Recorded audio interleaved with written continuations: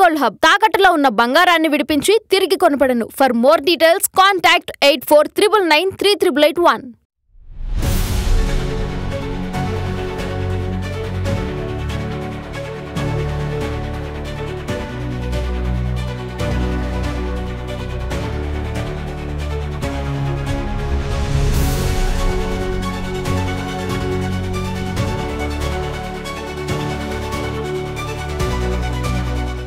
Hi viewers, welcome to ఆదన్ మరొకొండం. నేను ప్రసాద్. రప్పామంటూ ఈ మాజీ మంత్రులు ప్రజలకి ఏం చెప్తున్నారు? విషయం ఏంటి అంటే, ఆంధ్రప్రదేశ్ రాజకీయం ఎంత దుర్భరంగా దరిద్రంగా తయారైందంటే చివరికి మాజీ ముఖ్యమంత్రి గారు కూడా రప్ప అని మాట్లాడుతున్నారు. అట్లాంటి దౌర్భాగ్య స్థితికి వెళ్ళిపోయాం. సో అది సరే, అప్పుడేదో పొరపాటును మాట్లాడారు అని అనుకుంటే కాదు, సరదాగా మాట్లాడారట. ఈ మాట చెబుతుంది నేను కాదు, సాక్షాత్తు మాజీ మంత్రి అయినటువంటి పేరు నాని అని అన్న మాట అన్నాడు నిన్న ప్రెస్ మీట్లో మాట్లాడుతూ. అదే ఆ కార్యకర్తల సమావేశం అనుకుంటా, ప్రెస్ మీట్ కాదు అది. సో ఆ కార్యకర్తలని హెచ్చరిస్తున్నారా, ఉచిగొలుపుతున్నారా, ఏం చేస్తున్నారు? ఆయన ఏమన్నారు? ఆ కార్యకర్తలు రప్ప అంటే ఆపండి మీ రప్పాలు, ఏంది పద్దాక రప్ప, మనం ప్రజలకు ఏం చేస్తామో చెప్పాలి అంటున్నారు. బాగుంది అంతవరకు. అట్ ద సేమ్ టైం అక్కడ చూడండి ఆ 2 రకాల వేరియేషన్స్. ఆయన ఏమంటున్నారు? మనం ఏదైనా చేస్తే చీకట్లో కన్ను కొట్టినట్టు జరిగిపోవాలంట. అరే చీకట్లో కన్ను కొడితే అయిపోవాలరా, నోరు తెరిచి రప్ప ఎన్నిసార్లు అంటారు? సిగ్గు శరం ఉండాలి మనకి. ఎన్నిసార్లు అంటారు? అది ఇక అదే పని. చీకట్లో చేయాల్సిన పనులు కూడా పట్టపగలు అసహ్యంగా ఏంటిది? రప్పని చీకట్లో జరిగిపోవాలి. చెప్పేవాడు ఎవడో చేయడు.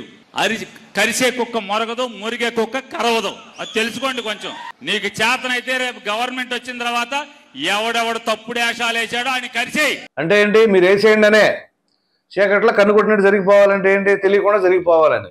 సో బహిరంగంగా మాట్లాడే కదా, సీక్రెట్గా జరిగిపోవాలి. అదే వీళ్ళ సీక్రెట్ ఎజెండా, ఓపెన్ ఎజెండా మొత్తం ఒకటే. ఈ సీక్రెట్ ఒకటి, ఓపెన్ ఒకటి అని ఉండదు. ఎందుకంటే ఇంకా పేరు నాని గారు చాలా వరకు విజ్ఞతను ప్రదర్శించారు. ఆయన లౌక్యంగానే మాట్లాడారు. కొంతమంది బహిరంగంగానే మాట్లాడుతున్నారు. పేరు నాని గారు ఏంటంటే ఒక్కడుగు కొంచెం ఏంటంటే మరి అంత ఓపెన్గా మాట్లాడేది బాగోదు కదా, మీరు ఆగండి, అరిసే కుక్క కరవదు, కరిసే కుక్క మొరగదు అని చెప్పేసి అన్నారు. సో ఇప్పుడు మనం ఏదైనా చేస్తే సైలెంట్గా చేసేయండి. ఆ లోకేష్ లాగా, లోకేష్కి అప్పుడు రెడ్ బుక్కి మీ రప్పకి డిఫరెన్స్ ఏంటి? మీరు ఆల్రెడీ చూపించారు పోయినసారి. పదం మాత్రమే వాళ్ళ రప్ప అని, కానీ అక్కడ యాక్షన్స్ మొత్తం చూపించారు. లోకేష్ గారు చేసేది ఏంటి? రెడ్ బుక్ అని ఆయన ఏం చెప్పాడు? ఓపెన్గానే చెప్పాడు ఆయన ఎలక్షన్స్ ముందు. ఏది ప్రజలకు వెళ్ళినప్పుడు ఆ యువకుల యాత్ర అప్పుడు రెడ్ బుక్ అని ఏం చెప్పారు? చట్టబద్ధమైన చర్యలు అని చెప్పేసి అన్నారు. నిజంగా లోకేష్ గారు రెడ్ బుక్ కనుక రాజ్యాంగం లాగా వ్యవహరిస్తే ఇవాళ పేరు నేను ఎలా మాట్లాడతాడా? పేరు నేను ఎలా మాట్లాడితే ఇమీడియట్గా లోపలేసేవాళ్ళుగా. ఏం మాట్లాడతాం అంటే దానికి సాక్ష్యాధారాలు ఏముండవు కదా రెడ్ బుక్ అంటే. మరి వాళ్ళు బయట ఆ రకంగా వీళ్ళు బ్రహ్మాండంగా ఎందుకు మాట్లాడుకుంటున్నారు? తర్వాత 2, నిన్న ఆదిమూలపు సురేష్ కూడా ఇట్లాగే కామెంట్ చేస్తూ ఉన్నాడు అనమాట. ఏ ఒక్కరిని వదలం రప్పాలంట. ఇక వీళ్ళ సంగతి అలా పెడితే ఆ మాజీ మహిళా మంత్రి అంటే రోజా, అసలు ఆవిడ మాట్లాడుతున్న మాటలు నిజంగా సిగ్గేస్తుంది. సభ్య సమాజం తలదించుకునేలాగా అసలు ఇట్లాంటి వాళ్ళ మంత్రులుగా చేసింది. పైగా అది ఇది అని చెప్పేసి కోతలు పోసారు. వెంకటేశ్వర స్వామి అంటే అపారమైన భక్తి ఉన్నట్టు 24 గంటలు తిరుమలలోనే తిరుగుతూ ఉండేవాళ్ళు ఏది మంత్రిగా ఉన్నప్పుడు. ఎందుకని? వెనకాల ఒక టీంని వేసుకెళ్ళాలిగా. ఆ అవినీతి ఆరోపణలు కూడా ఉన్నాయి కదా, టీంలు వేసుకెళ్ళిందని. మరి ఇప్పుడు భక్తి తగ్గిపోయిందా? ఇప్పుడు వెళ్ళట్లేదే తిరుమలకి? అప్పుడు వెళ్ళినట్లుగా ఇప్పుడు ఎందుకు వెళ్ళట్లా?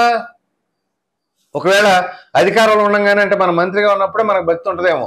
సో అదొకటే కాదు, ఇంకా చాలా ఉన్నాయి. ఆవిడ పైన ఉన్న ఆరోపణలకి మరి ప్రభుత్వం ఎందుకు నిర్ణయం తీసుకోవట్లేదు అది వేరే విషయం. కానీ ఈవిడ మాత్రం పదే ఏం మాట్లాడుతారంటే సో వాళ్ళు డమ్మీలు వీళ్ళు డమ్మీలు అని విపరీతంగా మాట్లాడుతూ ఉన్నారు. వీళ్ళు నిజంగా ప్రజల మన్ననలు పొంది మరలా గెలిచే అవకాశాలు ఉంటాయంటారా? నిన్న పేరు నాని అంటున్నారు ఇట్లా కాదు, మనం ప్రజల మన్ననలు పొందే అవకాశాలు ఉన్నాయంటారా? వీళ్ళ పరిస్థితి ఎంత దరిద్రంగా ఉందంటే వీళ్ళు చేసే వ్యాఖ్యలు ఇవన్నీ. ఇటీవల మాజీ ఎమ్మెల్యే అతని పేరేంటి నల్లపరెడ్డి ప్రసన్న కుమార్ రెడ్డి, మహిళా ఎమ్మెల్యే అయినటువంటి ప్రశాంత్ రెడ్డి గారిని ఉద్దేశించి మామూలుగా మాట్లాడాల. అది చాలా అనుచితమైన వ్యాఖ్యలు. ఎవడైనా సరే సమాజంలో వాటిని సమర్థిస్తారు ఎవరైనా.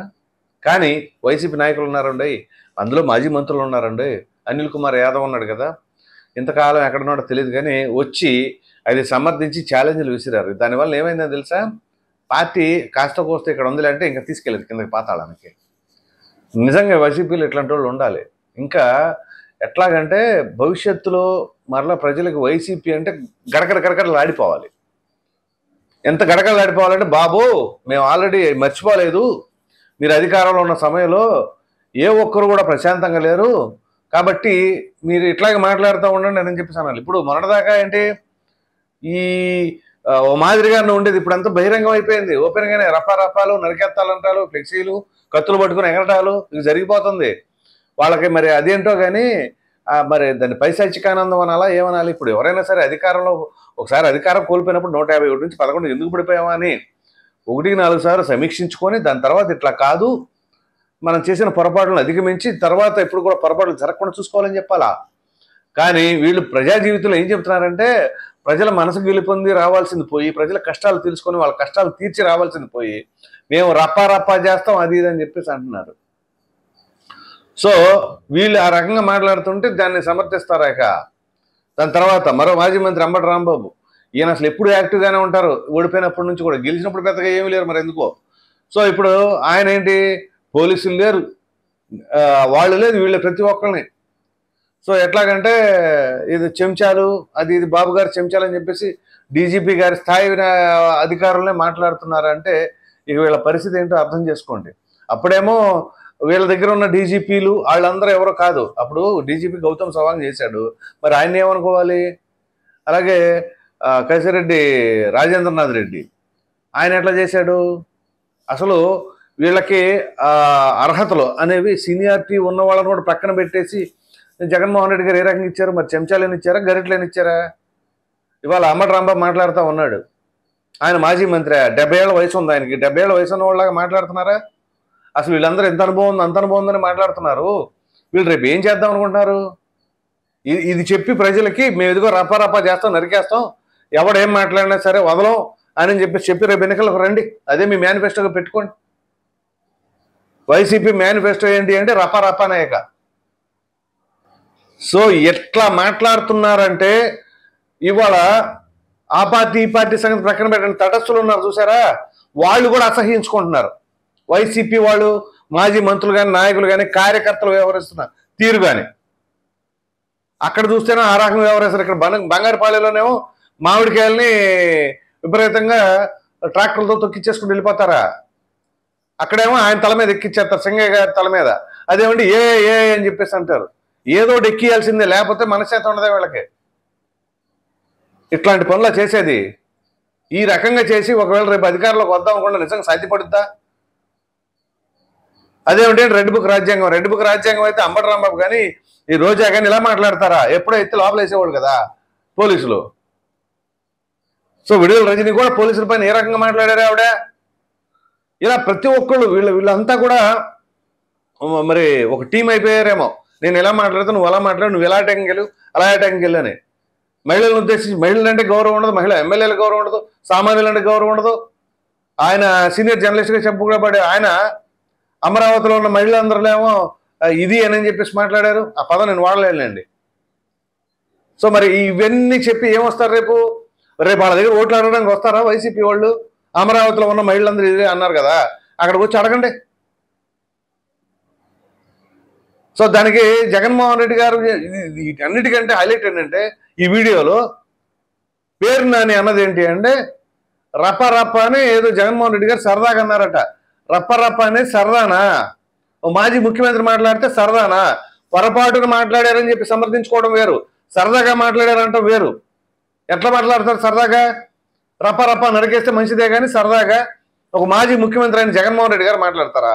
మరలా నేను తగుతున్నామా అంటే నేను రేపు ఎన్నికల్లో పోటీ చేస్తాను, గెలుస్తాను, జగన్ 2 పాయింట్ వస్తుంది, రాగానే రప్ప ఫ్లెక్సీలు కాదు, ఇక డైరెక్ట్గా బ్రిటిష్ వాళ్ళు అప్పుడు కనుక ఆయన పేరెంట్ ఉయ్యాలవాడ నరసింహారెడ్డి మెడ నరికేసి ఏలాడు తీశారు చూసారు, అట్లా ఏలాడు తీస్తారండి. ఇక చెప్పండి, అది కూడా వైసీపీ మేనిఫెస్టో 2029లో రప్పనే అని పెట్టండి. ఏం చెప్తున్నారో ఏం చేస్తున్నారో ఏం అర్థం కావట్లా. సరే, ఎనీహౌ మొత్తం మీద మాట్లాడుకోవాల్సి వస్తే వైసీపీలోని మాజీ మంత్రులందరూ కూడా ఇలా ఎందుకు మాట్లాడుతున్నారు ఎవరు అర్థం లేకుండా ఉంది. ప్రజలు ఏమైనా అర్థం చేసుకుంటారో మీ అభిప్రాయాన్ని కామెంట్ సెక్షన్లో తప్పకుండా తెలియజేయండి. Thank you.